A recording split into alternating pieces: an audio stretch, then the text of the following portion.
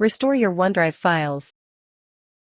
If your OneDrive files get deleted, overwritten, corrupted, or infected by malware, you may be able to restore your files or folders within 30 days by using one of the options listed below. Notes: these options are available only for files or folders that are or were located in OneDrive, files that were modified or deleted within the last 30 days, and haven't been permanently deleted using the empty the recycle bin option. Restore files or folders from the OneDrive recycle bin. If you accidentally delete a file or folder in OneDrive either online or through your File Explorer, you may be able to recover it later from the OneDrive recycle bin. Go to the OneDrive website and sign in with your email address and password. 1. On the navigation pane on the left, select Recycle Bin.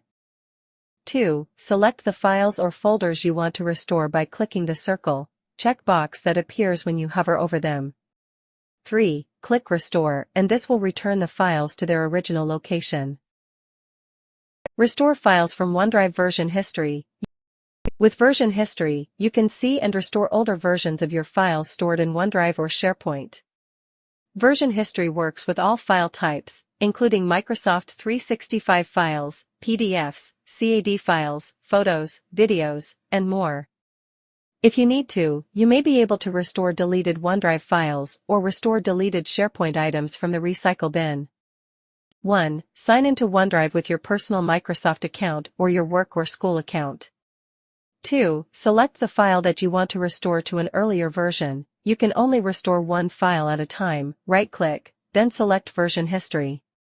3. In the Version History pane, do one of the following. If you're signed into OneDrive or SharePoint with a work or school account, such as a Microsoft 365 account, select the ellipses next to the version of the document that you want to restore, and then click Restore.